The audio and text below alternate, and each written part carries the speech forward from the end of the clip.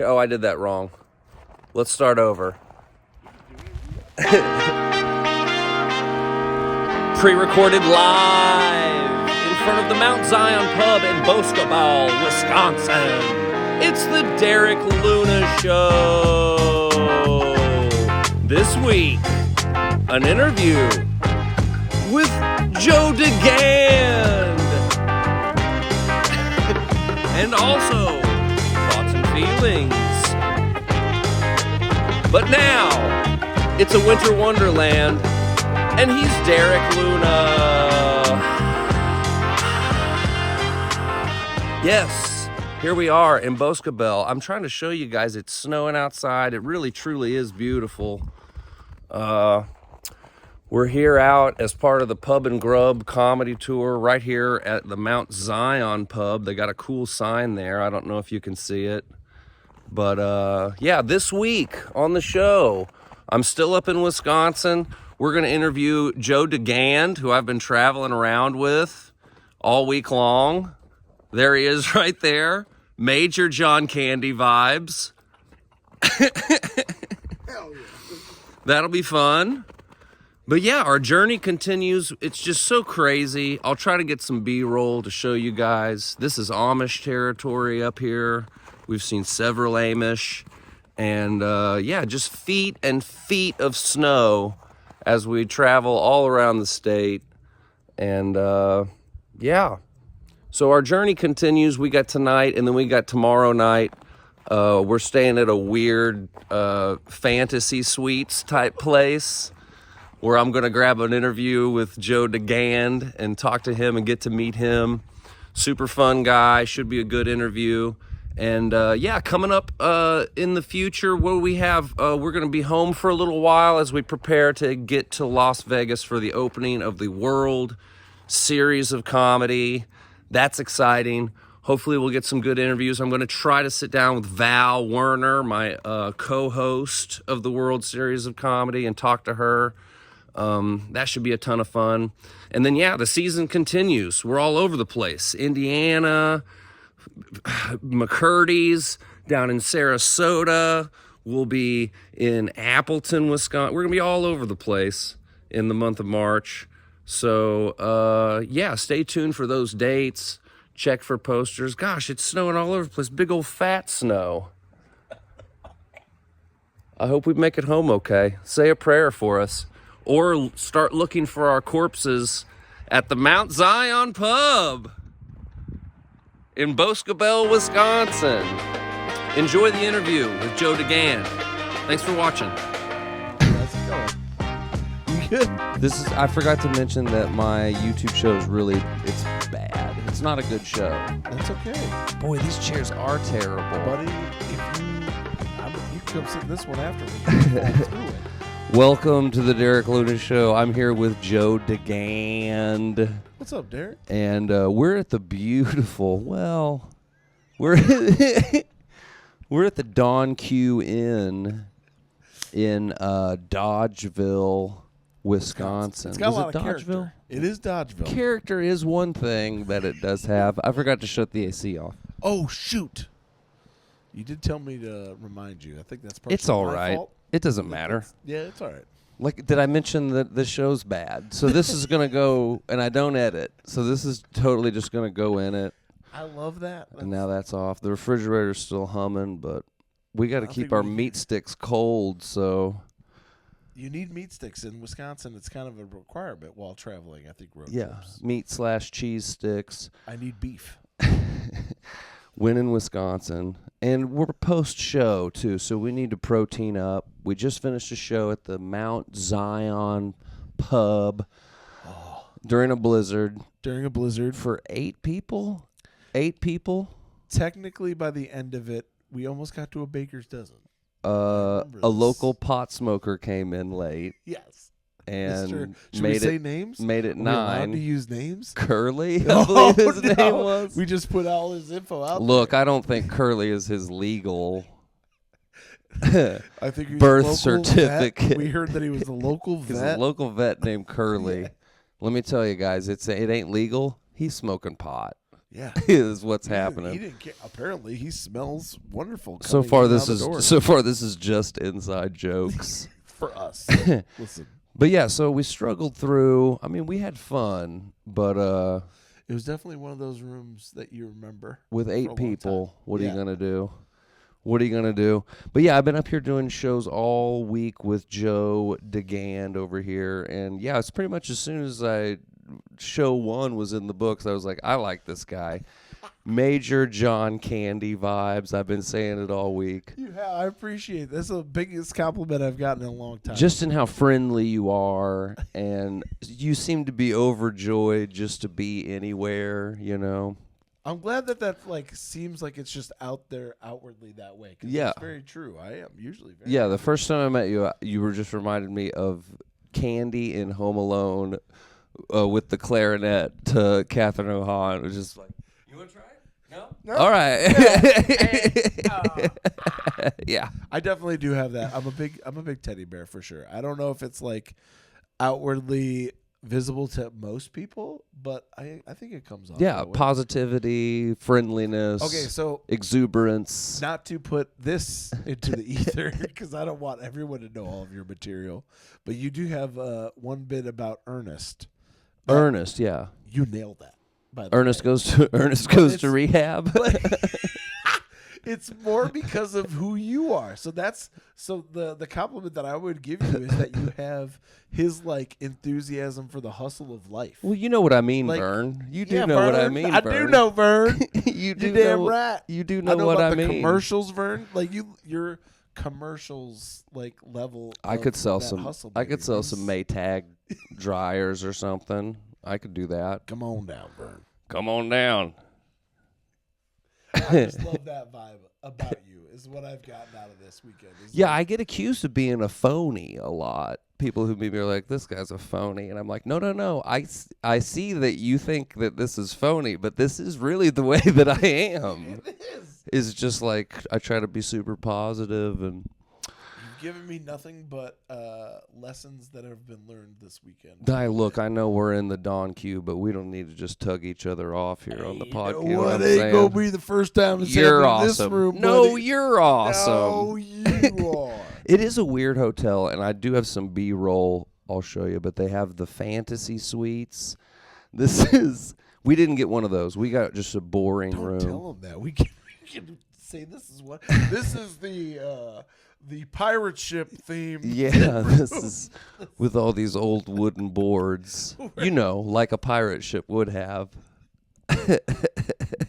Yeah, so we're here in the butt pirate room. Just tugging each other off with compliments. That's how you do it. But yeah, so they've got the weird fantasy suites. There's a Boeing aircraft out in the front lawn that's also a room. That's like an actual way to get your pilot's license. Don told us about it In Wisconsin. Yeah. There's like an igloo room. There's a Apollo 13 room. The one that we were sold. Let's be honest about the one that got us here. Was it the medieval room for you? Yeah, Okay. It had 2 night costumes, like full sets of armor. I remember last night you were talking about it like we were going to be doing this interview in full armor. That's what I wanted, full armor, and we had to keep our visors kept slipping down, and we kept having to lift them up. You guys aren't realizing this, but this was dreams. We had dreams. Hey, well, it doesn't always work out that way, but we're still excited to be here because it is still weird. It's the best decision I've made on a hotel stay in a long time. Yeah, and I told you, I've stayed at all the Days Inn. I've stayed at all of the. So now on the Hotels Tonight app, I'm picking the weird ones. If it's weird, I'm going to try to go stay there. I love the Hotels Tonight, by the way, because I started doing that deep dive. That's going to be something I do for a while now. Yeah. I did not know about that. It's a good move. This episode's brought to you by Hotels Tonight. Grab the app. Make sure you do that. Yeah. Helping comics everywhere. So, but then in the lobby, and I did get B-roll of this, there's a big, huge fireplace and all the barber chairs around. The barber chairs are amazing. And he told me, you called this when we walked back in. We just walked back in from the gig. It's like 10 o'clock. He told me when I checked in that the fireplace would be going until 11. We come in at 10. That thing's roaring. It is. And there's what, like 6 people hanging out? There were 6 people definitely having 3 a couples. Yeah. We thought it was like an upside down pineapple establishment. Interesting. Yeah. And one lady very encouragingly said, "Come on down and enjoy the fire." I feel like she was reaching out to us for help because of the conversation. Oh, you think that was on. going on? Yeah. I was having a hard time getting a read on what was going on. Those people were like, I feel like they were upset about the person that was holding court. And they're like, Somebody "Listen, we else need get in some here. New blood. Y'all look fun. Come and hang Y'all out with look us." fun. I definitely got that aspect. So yeah, after we're done with this interview, I will probably go poke around there and see what's going on. Careful with that innuendo. I'm going to go poke around, Joe. Don't just leave a sock on the door. So one more show tomorrow at Adams. This has been just a weird weekend, a weird week up in Wisconsin. But I'm glad that I got to go through it with my new friend Joe DeGaand. I'm delighted to have met you, and I hope that we get booked more often. Oh yeah, there's not a ton of us doing stand-up comedy really. It seems like a lot, but when you really start doing it, after about 3 years, you're like, I've met all the people. I've met them all. Listen, we did pop quizzes earlier, and you caught me on a couple of them. With the weird artifact I found, you knew that person right away. You found an old VHS tape of Mark Bitton. A DVD with an autograph. A DVD. You were like, I saw this guy's thing, and you were describing it, and I was like, I met that guy last year at the World Series of Comedy Finals. I have his autograph now. I was in the bathroom at this gig, and I recognized several comedians' names written on the wall. You did. You called them out. I was like, I've worked with that guy before. I saw Zach Peterson. I started texting people pictures. I was like, is this your name on the wall? There was a lot of accusations being thrown around on that wall, so it's fine. When you do enough of this, you start seeing the same people. Wieners. There was a lot of accusation. I gotta say, I'll just say this: a thriving homosexual community here in Boscobel. If you didn't know, I wouldn't have expected it. I wouldn't have expected it either. But if you're to believe what's written on the bathroom walls, a thriving homosexual community. That's what's happening up here. And their Pride Month must be very, very busy. Yeah, it's Amish people and gay dudes apparently, who are these gay dudes. Most of them looking for a good time is what they're doing. They're looking for a good time. There are definitely some judges of pictures going on in there. There's accusations being thrown around. We met a lady who showed me her Tinder profile pictures. She had just taken some fresh photos. Was this the old lady at the bar? This was the one that I not sidestepped because it wasn't like a full block that we were doing for you because it's not. I appreciate it, buddy. You saw her coming after me. It was. She was licking her chops. Well, I had just sold her a pornographic picture. Pornographic photo. It's fine. So she wanted to show me her pornographic photos. Openly, like showing, because her only thing with me was because I talked about dogs and peanut butter. She had to let me know that she has a giant dog and she feeds peanut butter. Oh, this lady's so gross. You know what she's doing. Listen, she's got 3 dogs. She's just trying. And she hasn't made love to anybody for 5 years. She kept telling us. She did say 5. How many did she get? She has a dog for every year it's been since a man's touched her. Only 3. Only 3 dogs. Every year goes by, I get another dog and another jar of peanut butter. It's getting lonely. I'm up to a Costco pallet of peanut butter. Terrible. But it was good. I felt like we dodged some bullets. Yeah. We had a good time in that bar. It was still fun, and that's the only thing that matters, really. Are you having a good time? And it still was fun, for sure.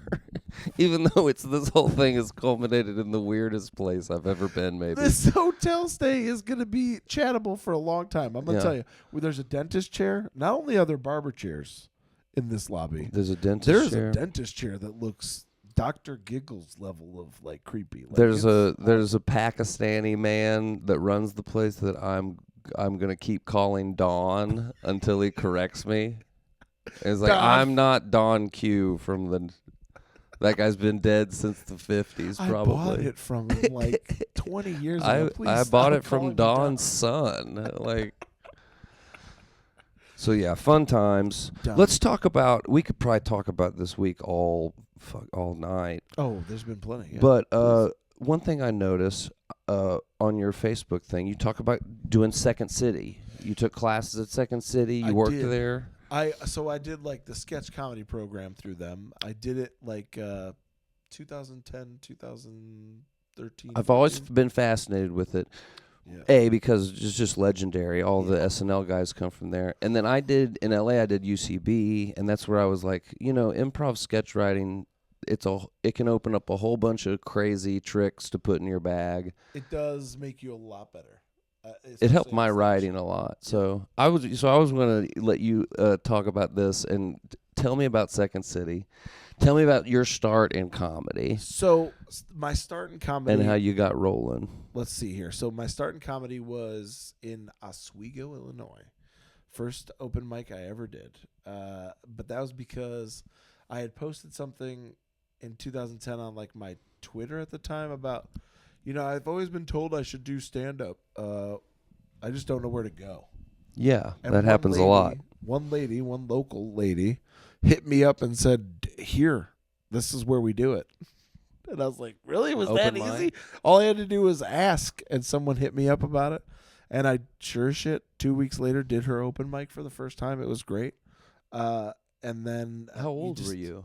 26. 26. Is that late? I think that's like a late start. I don't know. I think some people get started late. I know a lot of people who get started later nowadays. It's super young now. I see people that are like 18, I'm 19. Still interview coming up soon. Val Werner, my co-host, she retired from a very successful job and started after retirement, I believe, is her story. So I call that the Rodney. Move because that's what I heard about Rodney Dangerfield is that he like raised his family, did this whole thing like where he's a car salesman at some point for a long time. Maybe. And then came to it after the fact. That's interesting. We're going to Wikipedia that and get back to you on before that. I go giving out details I don't know about people. But that rings a bell. But that's amazing to me because that's like my thought process was I have a kid coming. I should like do this thing where I show him that you don't just have to have a day job. You should pursue something else outside of that. Oh, man, I believe in that so much. That's really what it was. That's so then after doing stand-up for a year, I went to Second City because sketch is something that's always been in my head. Like SNL was like a dream job. Right? And you're from 2 hours from Chicago. 2 hours. Okay. Always outside of never. I keep just saying Chicago, but so it's not true. Suburbs of Chicago. So it makes sense. It's always been western suburbs. That's just kind of where my family like stayed around and never moved. But Chicago for me was like this wonderful thing that I got to do every weekend for like 2 years, 3 years, where I just drove there, hung out, did stuff over the weekends, came back home, and then eventually there was a show that was up, and then I was there every week. When they would have the show, we would record them, we would put them out, and then that was. It's very quick. Awesome. It's very SNL-esque. That's the thing about like the a weekly. Second City. It isn't always weekly. They try to get you within a month. Sometimes they'll do 3 months, and then you're going live. They'll give you a director. Interesting. You work on it for 2 or 3 weeks with the actors that are going to be in it, and then that's it. Put it on its feet. Wild. We're going live. Wild. I can't imagine I've never been a part. I guess in college I was a part of a sketch group, but we only really did that like a couple of semesters with maybe I think 1 or 2 shows. Okay. Yeah. So when you were writing material for it, because this is what I had to like figure out for myself, how fast is the turnaround? Because for me, the thing that I didn't like about sketch was what I love about stand-up, which is it's immediate. Yeah. It's immediate. I've always made the comparisons to drugs, where even though I've not tried a lot of the drugs, but where it's like,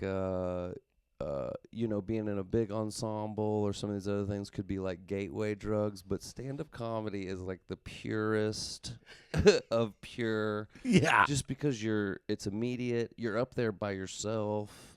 It's so dangerous. Like if it goes wrong, oh man, it's so wrong. Well, people say it's like their worst fear is public speaking in general. Like just people that have that fear, you're like, Really? Yeah. I can do that, no problem. Yeah. But it's the immediacy for me. That's the other part. Like, I want to know, like, this thought that I had in my head today, even if it's, like, just at an open mic sometimes randomly, like, I want to know if it's funny now. Right now. I always say laughs don't lie. Like, I've been in, like, bands before where no matter what, people are like, that was a great show. And sometimes you wouldn't think it was. You know what I mean? You can't really tell. But if you know how well a comedy show went, you know immediately. You know while you're doing it. Yeah, you're like I know how well this is going. I could judge it very, very accurately. If somebody were to try to like, I'm gonna laugh to make you feel better, like I feel like I can tell immediately if somebody's like faking a laugh or something like that. So. Then don't ever do that. If you're that person, don't do it. Don't fake a laugh. It's obnoxious. It's sympathy. I think we touched on that this evening. Sympathy is the least. I don't want that at all. Empathy maybe at the end, but not sympathy during. Sympathy during is the worst. During its time. Yeah. At the end. But for Second City, I will say this: the thing that I think I learned there, that like stuck the longest and is still with me to this day, is. One of my teachers randomly like just said, and it wasn't to me, thank God, because it probably would have made me cry or like crushed my like soul at the time, because I like genuinely acceptance is we all have an issue with it. I'm sure. Yeah, like, I want it. But what he said to somebody was, take the note and shut the fuck up. That's it. Yeah. And if I had heard that from him saying something about my work, I would have crumbled. Yeah. But he was liking what I was putting down at the time, so that's great. What she was putting down, it needed that. Yeah. And what it was is that she was defending it. Like those people, like when they'll make a joke and they almost feel like trying to explain the joke makes it funnier, and it doesn't. It doesn't. You're not helping. Like, I should get it. Yeah, you can't talk an audience into like liking something. No. Like, no, this is why you should think this is funny. What are you doing? It's just not funny.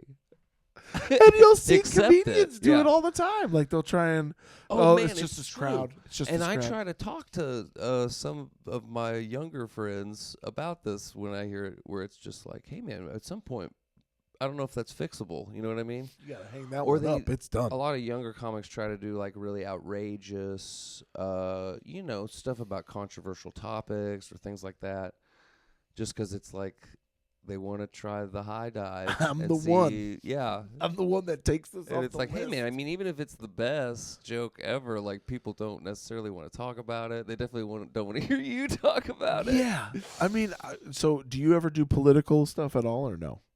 If I do, it's always so silly. Like, same. Just because I don't hardly take politics that seriously. The silliness of it for me, though, is because of the fact that what I don't need to do especially when we're traveling as comics, the one thing I don't need you to do is to divide half of this room real quickly and make half of them not like me. Yeah, no, like that's not my point. It's not helpful. I want everyone to think that all this is so stupid that it's hilarious. That's the point. I mean, the most political thing, you've seen it where I fake a protest where it's like, come on, guys. But then I end up getting raped at the end of it or something stupid like that. And they're defending it. They're I want to get them fired up, but not about anything in particular.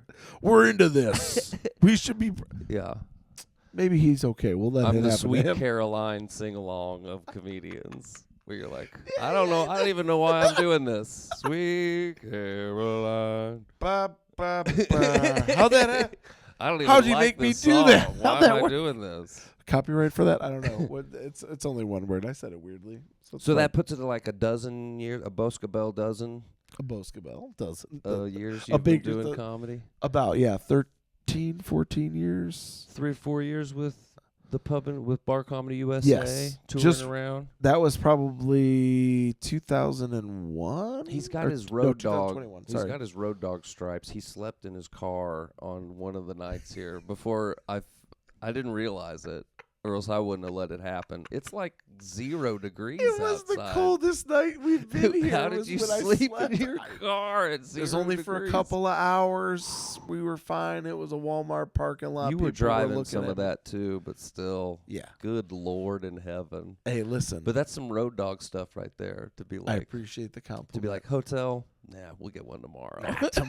Tomorrow. There's always tomorrow. We got a little driving to do tonight. Yeah, we do. Listen, I'm okay with everything that happens on the road, whether or not it's me sleeping in my car or a random occurrence at a bar that like leads to me staying a little bit too late, and then it just helps me not have to sleep in my car as much. We were talking about gratitude too, just to be thankful to be out here doing this. Yeah, I got to tell. We got no patience for the jaded / ungrateful comedian. If you're sad about telling dick jokes for a living, what does your day job, if you have one, make you feel like? Yeah. Or like go compare and contrast. Yeah, stop, and then come back and tell me if you would rather still be doing that or this. Yeah. I'll gladly tell you every time. This. Even when it's bad, it's oh so good. Oh, and this is the day after Valentine's Day, so happy Valentine's Day, comedy. I love you. one of the biggest nights of the year for comedy is Yeah. Valentine's Day. It blows my mind every time. Yeah. But I've been busy every year now for like the last 5-6 years. It's a good date night. I could say it every set. It's a great weekend. It's a good date night. It is, and it's becoming more popular, I Yeah. think, as a date night thing. I think people realize you go to a movie, you don't even get to talk to the other person. Not that you should be talking during a comedy show, but it's a little more interactive than just watching a Spider-Man movie or whatever horse shit. Some random from this year. So do you feel like that makes us aphrodisiacs? Ooh, I don't know. According to this weird old Catherine lady at the buddy. bar. Oh, I'm not talking about answer the would effect be that yes, we but like. No, I genuinely know. think that's an even bigger compliment that sometimes after a show, the couples that we have made giggle go home and tickle each other. Go home and tickle each other. Yeah. Listen, if I got to put anything I on could my be into resume, that. I'll take that. I could be into that. I mean, I'm not going to go hang out with them in the lobby. I will. I am gonna. I used to do a bit where you find a couple and you're like talking about comedy, such an intimate thing, kind of like what you're just talking about. And then I go, it's almost as if we're having a 3-way. And then I make it awkward. And I'm like, that was awkward. I don't mean to say that. That's awkward. And then I spend the rest of the joke just breaking up with them, where they're like, yeah. listen, that joke. You're making it weird. That joke we had 2 minutes ago, that was fun. Okay, but I'm not really. I'm not that type of comedian. Someday maybe you guys will find a comedian for you. And I want that for you, you know? It's not It's you. just It's not me. Yeah, It's just not for me. So if it's cool with you, I think I'm going to go back to telling some other jokes now. Okay? It's good to see you guys, though. You guys look great. Thanks for coming out. Yeah. You just turn it into how awful they are. Then Make you it just this don't want to long, do it. Yeah. awkward thing. And that works every time, I'm sure. I love that. That's fucking phenomenal. Fucking break it with people. Do that. Couples are amazing. They save shows. Yeah, that's Sometimes. true. You can pit I've them had against each other. I've done a little crowd work on a couple that'll. We did some tap Turn dancing some hair back. tonight. We Ooh. both did a little tap dancing tonight. I'm all right with tap dancing as long as there's still smiles. Yeah. It's the tap dancing when there's crossed arms. When you get down to 8 people in the crowd, you're not listening for laughs anymore. You're just watching their faces. Because with 8 people, nobody's willing to laugh out loud. Nobody wants to be the first one. No, they're not going to do that. I can't. Nope. Maybe this. Oh, no, I'm not going to do it for this one either. Yeah, it's fine. But yeah, no. We were talking about Second City? We talked about Second City. Yeah, no, I know. It's all right. And, one more show tomorrow. You agreed to play 10 bad questions.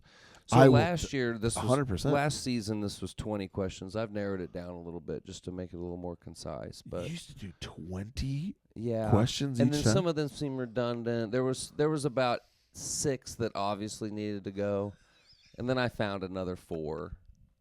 that didn't need to be there. You made your own commandments. Yeah, is what we you did. culled it down a little bit. So these are just 10 bad questions. I think they're pretty bad. Most of them are bad. And I like bad we're going to do this with every guest this year.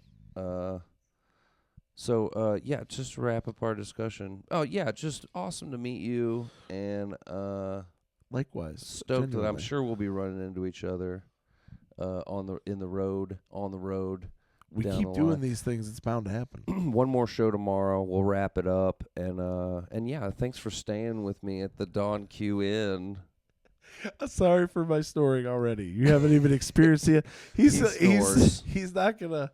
I got earplugs, and I lived with Andy Marshall. You're not gonna. This man had a surgery. He snored so bad. Oh well, I haven't gotten to that level. I think Okay, it's then we're cured good. now. I'm not sure. We'll Surgery talk to took Andy care- Marshall later on this season. Andy, We're gonna get to the bottom of his septum issues or whatever's going on. 10 bad questions. I have a deviated septum too, Andy. It's fine. Yeah, it happens. Is that what this is? You're about to experience something again? I'm so sorry. Go No, ahead. I'm gonna have flashbacks. Back in the day, I'll be like, Andy, roll over on your stomach. What? 10 bad questions. They're bad. For Joe. Number 1, online. Where can we find you online? Who is Joe DeGaand? D as in David, EGAND, like I tell all the solicitors on the phone. And it's not double A on DeGaand. No, just one. And I do everything on there. YouTube, I have the Worm Drive show. I do that with my buddy Chris May. He's a Ink Master alumni. Ooh. Yeah, so he films them all, he directs them and stuff, and he thinks I'm funny enough to be in them sometimes. Worm Drive Show. Yeah. Cool. The Worm Drive show itself is like a weird choose your own adventure. So it's a fun little YouTube I thing. used to love those books. Do the rabbit hole. You Try got it out. credit for reading a whole book. Yeah. And you didn't really have 3 to read a whole pages. book. And then a dragon name. So I fucked it up. Question 2. If you were king of the world, what fun thing would you force people to do? See what I'm saying? So it's a fun thing, but it's a mandatory thing also. So it probably will become not fun because it's so mandatory. So you know those water slides, like where they just kind of spit you out? Yeah. There's not like an end to it. You're just kind of over the water. Super fun, yeah. Yeah. That. What? Just for You got to go down once a year. Once a this year, one, there's and a- it's precariously high. Okay. That's what makes it scary. I guess. Mando water slides. Yeah. I like it. Question 3. What's your favorite ice cream flavor? Cherry Garcia, the yogurt, not the ice cream, but it's mostly because of calories. Ah, see, I thought we could be friends. Cherry Garcia. Question 4. If you were a time traveler, what time period would you go back to as a tourist just to hang out for a while? Feudal Japan, hands down. Whoa, no way. Yes. Feudal Japan. Yeah, I just got to see it. That's so dope. It's my jam. I love it. You don't know this about me. On most nights when I'm not with somebody who's just snoring, I fall asleep to the Empire special on feudal Japan. That's like a 3-hour Yeah. long That's cool. stretch. Some Tokugawa, some Hideyoshi, Tokugawa. some Nobunaga. So in my book or in my bag, you're gonna find I might take out and read tonight the Hagakure. I like literally read it every night. It's my zened out thing that I do. That's awesome. And then I also have the Book of Five Rings. We in there. are best friends. You got the Book Miyamoto of Musashi. Yeah. Musashi's 5 Rings. Yeah. We are best friends. Unless I took it out to make room for another book, but it's in there. God It's damn it, usually in Joe. there. We are best friends. Feudal Japan. Look at this guy. I can't help it. Question 5. Great answer. Question 5. Favorite performance space. Or this could be like the favorite one that you've performed at, or like a bucket list one. Like, man, I'd love to do a show on that stage. I would love to do the Den Theater in Chicago right now. Because I love everything that they're doing there, even I their think lineups. I've heard of this place. The back, like even just to be, it's like one of those things where you want your picture. You know what I'm saying? Like, yeah. I don't search for those anymore. Like the for my stairs, Facebook, the stairs at the comedy stores. Yeah, and like you got to get that picture. There's that. My favorite performance space right now is a spot in Janesville called the Comedy Cabin. It's on my Just like your lanyard. spot? It's the spot I go to open mics still. Oh, but I've been booked there. They did a festival last year for the first time. Soft spot for the local spot. That's great. It's my buddy opened it. Like, I love him, and he's doing good work. That's great. Question 6. What's the most annoying thing to you? Ooh. I said these were rapid fire, but we're taking our I'm going to time. take affluenza. Do you know what affluenza means? Is where you're so rich that you don't give a crap about everything. That you or don't have anything. to. Yeah, you don't have to. That's it right there. Like, Yeah. That is irritating. Anybody that can break a crime, pay for a lawyer, and not have to worry about that crime, Yeah. I got a problem with you. Yeah. Guarantee. I'm just getting mad just thinking about it. See? Question 7, snakes or spiders? Oh, God, are we into them or we don't like them? That's up to interpretation. Ooh. It's one of the best questions from I've the last owned list. snakes. I've never owned a spider. I take spiders out of my house in my hand or my cups sometimes and let them live in my windowsills. So I don't know. I'm gonna say snakes. Snakes is the answer. You've owned snakes. Yeah, Snakes I've is the owned 'em. answer. Question 8. You're on a desert island. You get 5 movies. Which 5 are you taking? This is a good one for you. You're a VHS hound. Oh my God! He's been taking day trips to I did. to vintage collectible stores to buy You would be- trading like Pokemon cards Yeah. and VHS tapes. I and have stuff. some. I bought some VHS this weekend. I can't stand my most annoying thing, boring people. This Hey! is why I'm like friends with Joe immediately. yeah. 'Cause I'm like, he's weird, dude. He's buying VHS tapes. I bought them this weekend. You with bought my a money. VHS player this weekend. I did. I bought a VCR. I went and bought cable hookups while it was blizzarding last night to come home to the hotel to watch and make sure that player worked. It would be 3 of them would be John Carpenter movies. So it would be The Thing, Big Trouble in Little China, and They Live. That's my like top 3 movies. I don't pick one because You don't need changes. to. Why? One of the other ones would be Indiana Jones and the Temple of Doom. Great movie. Specifically the Doom. That's my snake. That's my pet snake, Reggie. Ah! Speaking of snakes. It's the the Sorry. hair. And then the other one would probably be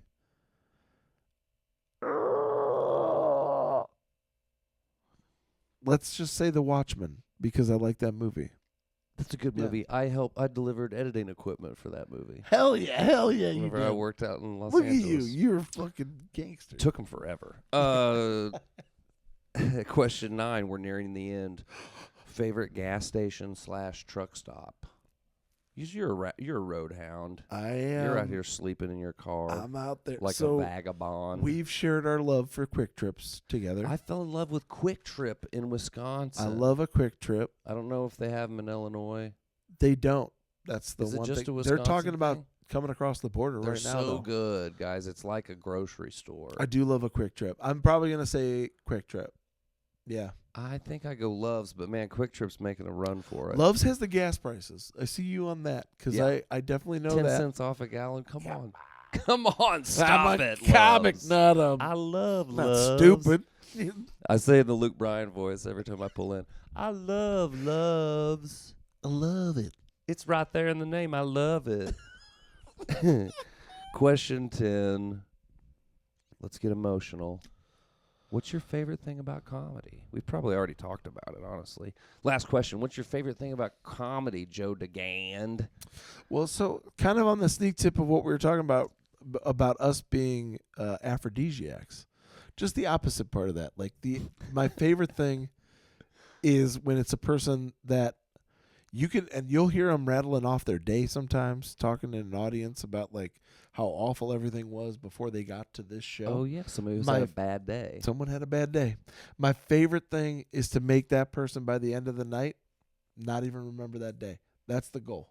Yeah. Because that's like where my love for this comes from. Like genuinely being a person that was in the audience going, sure. nothing's going to change this, And man. I hate it. being sentimental about comedy like that, where people are like, comedy makes a real difference. I'm like, I hate it when it is, but it really does. It does. And I've had people in the audience say stuff like that to me before, too, where they're like, some horrible things going on in their life, and they're like, this was just so great to get away from all that for a minute. And I'm like, a person could say that, and it will get me through another 6 months of shows. Yeah. Like, it won't. I'll still be thinking about that person going, man, but Charlie had a great night that one night. You have a fun hour Yeah. hanging out with me. I'm with you. That's great. What a great compliment. You know what I mean? Comedy's just the best. I love it. This is so fun. Well, hey, We're thanks here for hanging together. out with. If we want to get more sentimental, we could probably fall in love out there in the lobby. I mean, we with should go some- find love with somebody some out there. random couple, maybe like a couple couples. Yeah, we could find two. Do we count as a couple? Right here, no, like where we sir. can solicit Not each other out as like maybe at the Don Q. I don't know what the rules are around here, but we got to be a couple to get into a couple. Is that the I don't know how these upside down pineapple situations I don't work. either. I didn't even bring any pineapple. From the Don Q Inn, thanks for hanging with me all week, Joe DeGaand. It's been good. Check him out online. Check out the Worm Drive show. And check us out next week. We'll be in Las Vegas, I think, for the World Series opening, so that'll be fun. And goodbye. Toodaloo. Well, hey, that's it. That's our episode from way up here in Wisconsin, where the snowmobiles are parked out front and the icicles go all the way down from the roofs. Thanks for checking it out. Thanks for checking out my interview with Joe DeGaand. And so I'm heading back home, like a 9-hour drive. And then we're going to be back in Springtown for a short couple days. I'm going to try to sit down and talk with Corbin LeMaster, I believe, if I can get a chance to, if the weather permits. So look for that, and then off to Vegas for the World Series of Comedy. We'll see you next week.